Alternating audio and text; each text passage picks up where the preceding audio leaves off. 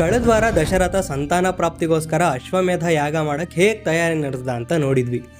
ಈ ವಾರ ಆ ಯಾಗ ಹೇಗೆ ನಡೀತು ಅಂತ ನೋಡಬೇಕಿತ್ತು. ಬಟ್ ಅದಕ್ಕಿಂತ ಮುಂಚೆ ರಾಮಾಯಣದಲ್ಲಿ ಬರೋ ಒಂದು ಉಪಕಥೆ ಅಂತದನ್ನು ನೋಡೋಣ.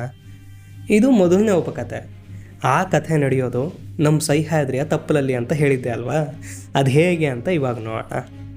ದಶರಥ ಯಜ್ಞ ದೀಕ್ಷೆ ತೊಟ್ಟು ಯಾಗ ಸನ್ನದ್ಧನಾಗಿದ್ದ. ಅವನು ಒಬ್ಬನೇ ಇದ್ದಾಗ ಅವನ ಹತ್ರ ಮಾತಾಡೋಕ್ಕೆ ಅಂತ ಸುಮಂತ್ರ ಬರ್ತಾನೆ. ಬಂದು ಬರುಡು ಭೂಮಿಗೆ ಮಳೆ ತರಬಲ್ಲಂಥ ಋಷಿಯೊಬ್ಬರ ಕತೆ ಕೇಳಿ ಅಂತ ಶುರು ಮಾಡ್ತಾನೆ. ನಮ್ಮ ಚಿಕ್ಕಮಗಳೂರಿನ ಶೃಂಗೇರಿ ಹತ್ರ ಕಿಗ್ಗ ಇದೆಯಲ್ಲ, ಅದಕ್ಕೂ ಈ ಕತೆಗೂ ಒಂದು ನಂಟಿದೆ. ಇದು ರಾಮಾಯಣದಲ್ಲಿಲ್ಲ, ಆದರೆ ನಮ್ಮ ಕರ್ನಾಟಕಕ್ಕೆ ಸಂಬಂಧಪಟ್ಟಿರೋದ್ರಿಂದ ಹೇಳ್ತಿದ್ದೀನಿ ಅಷ್ಟೇ.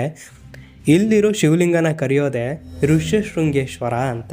ಯಾಕಂದರೆ ಋಷ್ಯಶೃಂಗರ ತಂದೆ ವಿಭಾಂಡಕ ಮಹರ್ಷಿಗಳ ತಪೋಭೂಮಿ ಕೂಡ ಇದೇ ಆಗಿತ್ತು. ಈ ಕರುನಾಡಿಗೂ ಆ ಅಯೋಧ್ಯೆಗೂ ಏನು ನಂಟು ಅಂತ ಗೊತ್ತಾಗಬೇಕು ಅಂದರೆ ಈ ಸುಮಂತ್ರ ಹೇಳೋ ಕತೆ ಕೇಳಬೇಕು. ಅದೇನು ಅಂದರೆ, ಅಂಗ ಅಂತ ಒಂದು ದೇಶ, ಅದ್ರ ರಾಜ ರೋಮಪಾದ. ತಸ್ಯ ರಾಜ್ಞಾ ವ್ಯತಿಕ್ರಮಾತ್ ಸುಧಾರುಣ ಸುಘೋರ ಅನಾವೃಷ್ಟಿ. ರಾಜ ನೀತಿ ಮೀರಿ ನಡೆದ ಅನ್ನೋ ಕಾರಣಕ್ಕೆ ಅವನ ದೇಶದಲ್ಲಿ ಘೋರ ಭೀಕರ ಕ್ಷಾಮ ಬಂದ್ಬಿಡ್ತು. ಭಯಂಕರ ಬರಗಾಲಕ್ಕೆ ಏನು ಪರಿಹಾರ ಅಂತ ರೋಮಪಾದ ಅವನ ಆಸ್ಥಾನದ ಪುರೋಹಿತರು ಮಂತ್ರಿಗಳನ್ನು ಸಹಾಯ ಕೇಳ್ತಾನೆ. ಅವರು ಒಂದು ಉಪಾಯ ಹೇಳಿದರು. ಉಪಾಯ ಎಂಥ ಉಪಾಯ? ನಿರಪಾಯ ಅಭಿಚಿಂತಿತ. ಅಪಾಯವಿಲ್ಲಿದ್ದು ಚೆನ್ನಾಗಿ ಯೋಚನೆ ಮಾಡಿರೋದು. ಅದೇನು ಅಂದರೆ, ಒಬ್ಬ ಮಹಾತ್ಮ ಇದ್ದಾನೆ. ಆತ ವನಚರ, ಕಾಡಲ್ಲಿ ಓಡಾಡ್ಕೊಂಡಿದ್ದಾನೆ. ಕಾಡು ಅನ್ನೋದು ನಮ್ಮ ಪರಂಪರೆಯಲ್ಲಿ ಮೃಗಗಳಿರೋ ಜಾಗ ಮಾತ್ರ ಅಲ್ಲ, ಬರೀ ಮರಗಿಡಗಳು ಬೆಳೆಯೋ ಸ್ಥಳನೂ ಅಲ್ಲ, ಅದು ತಪೋಭೂಮಿ. ಅಲ್ಲಿ ತಪಸ್ವಾಧ್ಯಾಯನೇ ರತಃ, ತಪಸ್ಸು ಮಾಡ್ತಾ ಸ್ವಾಧ್ಯಾಯದಲ್ಲಿ ಮುಳುಗಿದ್ದಾನೆ. ರತಃ ಸುಮ್ಮನೆ ಓದ್ತಾ ಇಲ್ಲ, ಅದರಲ್ಲೇ ಸಂತೋಷವಾಗಿದ್ದಾನೆ. ಅವನಿಗೆ ಅನಭಿಜ್ಞಾಸ ನಾರೀಣಾಂ, ಹುಡುಗಿರು ಅಂದರೂ ಗೊತ್ತಿಲ್ಲ, ವಿಷಯಾಣಾಂ ಸುಖಸ್ಯ ಚ, ಈ ಪಂಚೇಂದ್ರಿಯಗಳಿಂದ ಏನು ಸುಖ ಸಿಗುತ್ತೆ ಅನ್ನೋದು ಗೊತ್ತಿಲ್ಲ. ಅವನ ಹೆಸರೇ ಋಷ್ಯಶೃಂಗ, ಜಿಂಕೆಯಂಥ ಕೊಂಬಿರೋನು ಅಂತ ಅರ್ಥ. ಅವನು ಮಾಡ್ತಾ ಇರೋದು 2 ಯಜ್ಞಗಳು. ಅಗ್ನಿಂ ಯಶಸ್ವಿನಂ ಪಿತರಂಚ ಶುಶ್ರೂಷಂ. ಒಂದು ಅಗ್ನಿ ಕಾರ್ಯ ಮಾಡೋದು, ಇನ್ನೊಂದು ತಂದೆಯ ಸೇವೆ ಮಾಡೋದು. ಇದೆರಡೇ ಆತ ಮಾಡ್ತಾ ಇದ್ದಿದ್ದು. ನೋಡಿ, ಈ 1.5 ಶ್ಲೋಕದಲ್ಲಿ ಋಷ್ಯಶೃಂಗನ ಕ್ಯಾರೆಕ್ಟರ್ ಎಂಥದ್ದು ಅಂತ ಹೇಳಿಬಿಟ್ರು ವಾಲ್ಮೀಕಿ. ಈಗೇನು ಮಾಡಬೇಕು? ಅವನನ್ನ ಇಲ್ಲಿ ಕರ್ಕೊಂಡು ಬರಬೇಕು. ಹಾಗಂತ ಕರೆದ ತಕ್ಷಣ ಅವನೇನು ಬಂದುಬಿಡ್ತಾನ? ಸರಿ ಅಂತ ಅವನು ಬರೋಕೆ ಒಪ್ಕೊಂಡ ಅಂತಲೇ ಇಟ್ಕೊಳ್ಳಿ. ಅವರಪ್ಪ ವಿಭಾಂಡಕ ಮಹರ್ಷಿ ಅದಕ್ಕೆ ಬಿಡ್ತಾರಾ? ಇಲ್ಲ. ಅದಕ್ಕೆ ಉಪಾಯ ಮಾಡಿರೋದು. ಏನದು? ಇಂದ್ರಿಯಾರ್ಥೈ ಅಭಿಮತೈ, ಸ್ಪರ್ಶ ರುಚಿ ದೃಷ್ಟಿ ಶಬ್ದ ವಾಸನೆ, ಈ 5 ಇಂದ್ರಿಯಗಳನ್ನು ಪ್ರಯೋಗ ಮಾಡಬೇಕು. ಅದರಿಂದ ನರಚಿತ್ತ ಪ್ರಮಾತಿಭಿ, ಋಷ್ಯಶೃಂಗನ ಮನಸ್ಸು ಅಲಗಾಡುತ್ತೆ. ಆ ಟೈಮ್ ಗ್ಯಾಪಲ್ಲಿ ಅವನನ್ನು ಪುರಂ ಅನಾಯ ಯಶ್ಯಾಮಿ, ಆತನನ್ನು ಸಿಟಿ ಒಳಗೆ ಕರ್ಕೊಂಡು ಬರಬೇಕು. ಇದು ಪ್ಲ್ಯಾನ್. ಆದರೆ ಇದನ್ನು ಆದಷ್ಟು ಬೇಗ ಮಾಡಬೇಕು ಅಂತಾರೆ. ಕ್ಷಿಪ್ರಂ ಚಾಧ್ಯವಸೀಯತಾಂ. ಹಂಗೆ ಹೇಳೋಕ್ಕೆ ಕಾರಣ ಏನಿರ್ಬೋದು? ಮೋಸ್ಟ್ಲಿ 2. ಒಂದು, ಆದಷ್ಟು ಬೇಗ ಈ ಕ್ಷಾಮ ದೂರ ಆಗಲಿ ಅನ್ನೋದು. 2ನೇದು, ನಾವು ಯೋಚನೆ ಮಾಡಿದಷ್ಟು ಈ ಐಡಿಯಾ ಸರಿ ಇಲ್ಲ ಅನ್ನಿಸ್ಬೋದು. ಯಾಕಂದರೆ ಒಬ್ಬ ಋಷಿ, ಅರಿಷಡ್ವರ್ಗಗಳ ಸೋಂಕು ಇಲ್ಲದ ಋಷಿ, ಫಸ್ಟ್ ಆಫ್ ಆಲ್ ಆ ವಿಧವೆ ಅನ್ನೋದೇ ಗೊತ್ತಿಲ್ಲದ ಋಷಿಗೆ ಟ್ರ್ಯಾಪ್ ಮಾಡೋದು ತಪ್ಪಲ್ವಾ? ಒಂದು ದೇಶಕ್ಕೆ ಒಳ್ಳೆಯದಾಗೋದಾದರೆ ಋಷಿಯ ತಪೋಭಂಗ ಮಾಡ್ಬೋದಾ? ಇಂಥದ್ದೆಲ್ಲ ಮಾರಲ್ ಡೈಲಾಮ ಕಾಡೋ ಮುಂಚೆನೇ ಈ ಕೆಲಸ ಮಾಡಬೇಕು ಅಂತ ಹೇಳ್ತಿದ್ದಾರೆ. ಸೊ ಇಲ್ಲಿ ನೋ ಮಾರಲ್ ಜಡ್ಜ್ಮೆಂಟ್. ಆ ಮಂತ್ರಿಗಳ ತಲೆಯಲ್ಲಿರೋದು ಜನಕ್ಕೆ ಒಳ್ಳೆಯದಾಗಬೇಕು ಅನ್ನೋ ಒಂದು ಲೈನ್ ಉದ್ದೇಶ. ಅವರಿಗಿದ್ರ ಸ್ಟ್ರಾಟಜಿ ಕ್ಲಾರಿಟಿ ಇದೆ. ಸೊ ಈಗ ಮುಂದಕ್ಕೆ ಏನು ಮಾಡಬೇಕು? ಗಣಿಕಾಸ್ತತ್ರ ಗಚ್ಚಂತು ವಿವಿಧೋಪಾಯೈ ಪ್ರಲೋಭ್ಯ ಸತ್ಕೃತಾಃ ಇಹ ಆನೆಷ್ಯಂತಿ. ಗಣಿಕೆಯರು ಅಲ್ಲಿಗೆ ಹೋಗಬೇಕು, ವೆರೈಟಿ ಪ್ಲ್ಯಾನ್ ಮಾಡಿ ಟೆಂಪ್ಟ್ ಮಾಡಬೇಕು. ಆ ಪುಣ್ಯಾತ್ಮನ ಇಲ್ಲಿ ಕರ್ಕೊಂಡು ಬರಬೇಕು. ಇದು ಮಿಷನ್ನು. ನೋಡಿ, ಇಲ್ಲಿ ಗಣಿಕೆಯರನ್ನು ಕಳಿಸೋದು ಅಂತ ಮಾತಾಡ್ತಾ ಇದ್ದಾರೆ. ಗಣಿಕೆಯರು ಅಂದರೆ ಈ ಕಾಲದ ಸಮಾನಾರ್ಥಕ ಪದ ಪ್ರಾಸ್ಟಿಟ್ಯೂಟ್ ಅಂತ ಅಲ್ಲ.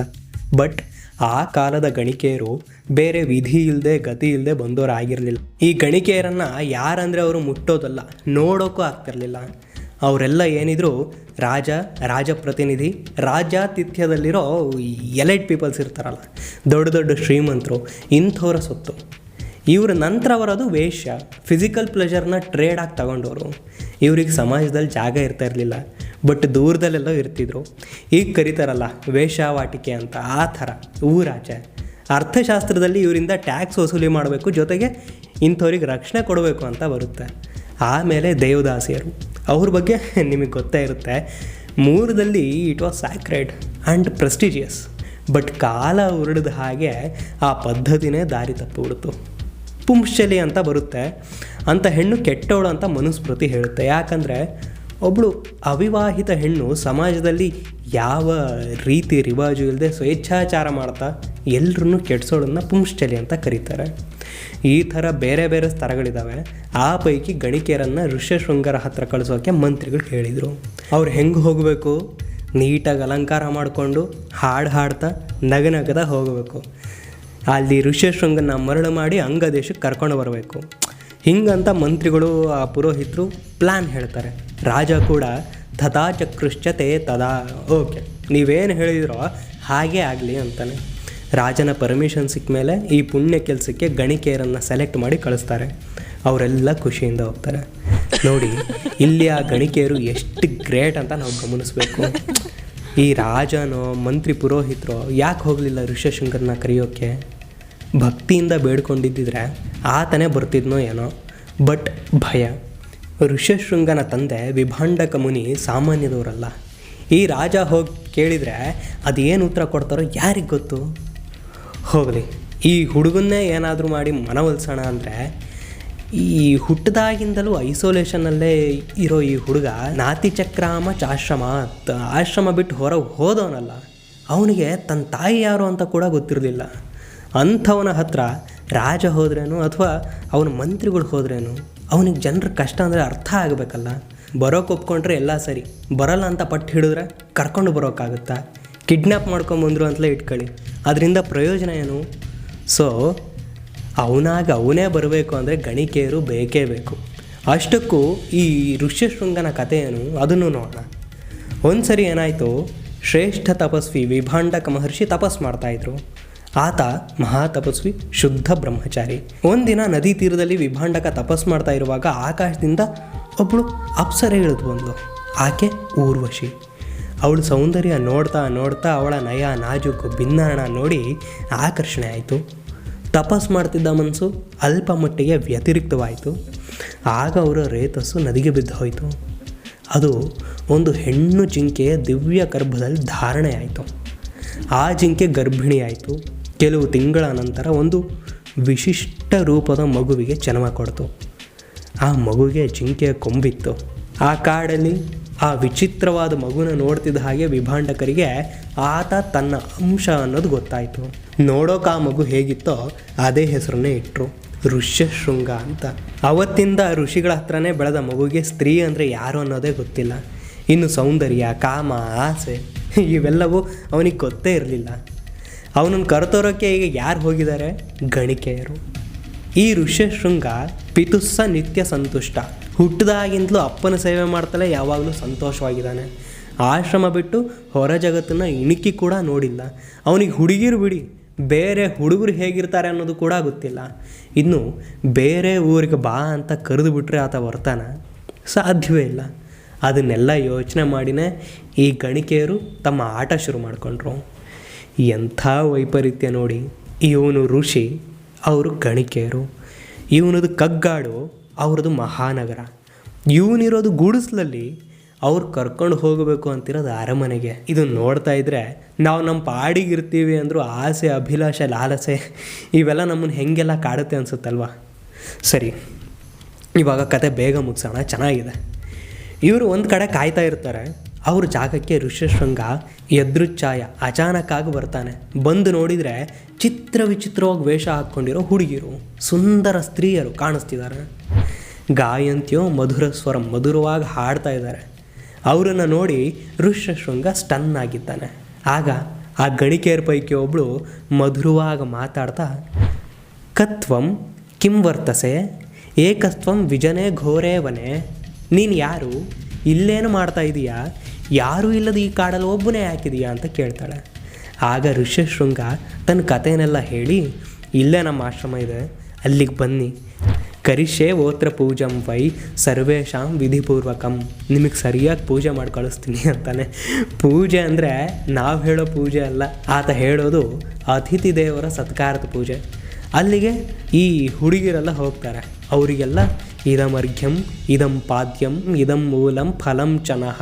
ಇದು ಅರ್ಘ್ಯ, ಕೈ ತೊಳ್ಕೊಳ್ಳಿ, ಇದು ಪಾದ್ಯ, ಕಾಲು ತೊಳ್ಕೊಳ್ಳಿ, ಇದು ಮೂಲ ಫಲ, ಇವನ್ ತಿನ್ನಿ ಅಂತ ಭಕ್ತಿಯಿಂದ ಒಪ್ಪಿಸ್ತಾನೆ. ಅವನ ಸೇವೆಯಲ್ಲಿ ಮೈ ಮರೆತಿದ್ದವರಿಗೆ ಇದ್ದಕ್ಕಿದ್ದಂಗೆ ವಿಭಂಡಕರ ನೆನಪಾಗುತ್ತೆ. ಋಷಿರ್ಭೇತಶ್ಚ ಶೀಘ್ರಂತು ಗಮನಾಯ ಮತಿಂ ದದುಹು. ಭಯವಾಗುತ್ತೆ, ಹೋದರೆ ಸಾಕು ಇಲ್ಲಿಂದ ಅಂದ್ಕೊಂಡು ಹೊರಡ್ತಾರೆ. ಹೋಗೋ ಮುಂಚೆ ಅವನಿಗೆ ನಾನಾ ಥರದ ತಿನ್ನೋ ಐಟಮ್ಸು, ಸ್ನ್ಯಾಕ್ಸು, ಸ್ವೀಟ್ಸು ಕೊಟ್ಟು ಇವು ನಮ್ಮ ದೇಶದ ಹಣ್ಣುಗಳು, ಸ್ವೀಕರಿಸಿ ಅಂತ ಕೊಟ್ಟು ಹೋಗ್ತಾರೆ. ಅವ್ರು ಹೋದಾಗಿಂದ ಈ ಋಷ್ಯಶೃಂಗನ ಮನಸ್ಸಿನ ತುಂಬ ಅವ್ರದ್ದೇ ಗುಂಗು. ಆ ಸ್ವೀಟ್ಸ್ ಎಲ್ಲ ನೋಡ್ತಾ ಇದ್ರೆ ಇಂಥ ಹಣ್ಣನ್ನು ಅದೆಂಥ ಮರ ಬಿಡುತ್ತಪ್ಪ ಅನ್ನೋ ಚಿಂತೆ ಕಾಡ್ತಾ ಇತ್ತು ಅವನ್ನ. ನಾಳೆ ಆಗೋದನ್ನೇ ಕಾಯ್ತಿದ್ದ ಋಷ್ಯಶೃಂಗ ಎದ್ದವನೇ ಆ ಹುಡುಗಿರನ್ನು ಹುಡ್ಕೊಂಡು ಹೋಗ್ತಾನೆ. ಅವನನ್ನು ನೋಡಿ ಖುಷಿಪಟ್ಟ ಹುಡುಗಿರು ಅವನನ್ನು ಮರಳು ಮಾಡಿ ಅಂಗದೇಶ ತನಕ ಕರ್ಕೊಂಡು ಹೋಗ್ತಾರೆ. ಅಲ್ಲಿಗೆ ಹೋದಾಗಲೂ ಇದು ಟ್ರ್ಯಾಪ್ ಅಂತ ಋಷ್ಯಶೃಂಗನಿಗೆ ಗೊತ್ತಾಗಲ್ಲ. ತತ್ರ ಚಾನ್ಯಮಾನೇತು ವಿಭೇತಸ್ಮಿನ್ ಮಹಾತ್ಮನಿ ವವರ್ಷ ಸಹಸಾದೇವೋ ಜಗತ್ ಪ್ರಹ್ಲಾದ ಎನ್ಸ್ತತ. ಅಂಗದೇಶಕ್ಕೆ ಋಷ್ಯಶೃಂಗ ಬರ್ತಿದ್ದ ಹಾಗೆ ಜಗತ್ತಿಗೇ ಪ್ರಹ್ಲಾದ ಅಂದರೆ ಅತೀವ ಸಂತೋಷ ನೀಡೋ ವರುಣದೇವ ಧಾರಾಕಾರವಾಗಿ ಮಳೆ ಸುರಿಸ್ತಾನೆ. ಅವನು ಬರೋದನ್ನೇ ಕಾಯ್ತಾ ನಿಂತಿದ್ದ ರೋಮಪಾದ ಶಿರಸಾಚ ಮಹಿಂಗತಾಹ ಸಾಷ್ಟಾಂಗ ನಮಸ್ಕಾರ ಮಾಡಿ ತನ್ನ ರಾಜ್ಯದೊಳಗೆ ಕರ್ಕೊಳ್ತಾನೆ. ತಾನು ಮಾಡಿದ ತಪ್ಪಿಗೆ ಸಿಟ್ಟಾಗಬೇಡಿ, ಕ್ಷಮೆ ನೀಡಿ ಅಂತ ಕೇಳ್ಕೊಳ್ತಾನೆ. ಜೊತೆಗೆ ತನ್ನ ಮಗಳು ಶಾಂತಿ ಅನ್ನೋಡನ್ನ ಕೊಟ್ಟು ಋಷ್ಯಶೃಂಗರ ಜೊತೆ ಮದುವೆ ಮಾಡಿಸ್ತಾನೆ. ಅಲ್ಲಿಗೆ ಋಷ್ಯಶೃಂಗರ ಕಥೆ ಮುಗಿಯುತ್ತೆ. ಆದರೆ ಇವರಿಂದಲೇ ರಾಮಾವತಾರದ ಕತೆ ಮುಂದುವರಿಯುತ್ತೆ. ಅಷ್ಟಕ್ಕೂ ಸುಮಂತ್ರ ಈ ಮಹರ್ಷಿಯ ಕತೆ ಹೇಳಿದ್ಯಾಕೆ? ಈ ರೋಮಪಾದನಿಗೂ ದಶರಥನಿಗೂ ಏನು ನಂಟು? ಅದನ್ನೆಲ್ಲ ನೆಕ್ಸ್ಟ್ ಎಪಿಸೋಡಲ್ಲಿ ಮಾತಾಡೋಣ. ಈ ಸೀರೀಸ್ ಬಗ್ಗೆ ನಿಮಗೇನು ಅನ್ನಿಸ್ತಾ ಇದೆ? ನಾವೇನು ತಿದ್ಕೋಬೇಕಿದೆ? ನಿಮಗಿದ್ರಿಂದ ರಾಮಾಯಣದ ಆನಂದ ಸಿಗ್ತಾ ಇದೆಯಾ? ದಯವಿಟ್ಟು ಕಮೆಂಟ್ ಮಾಡಿ. ನಮಸ್ಕಾರ.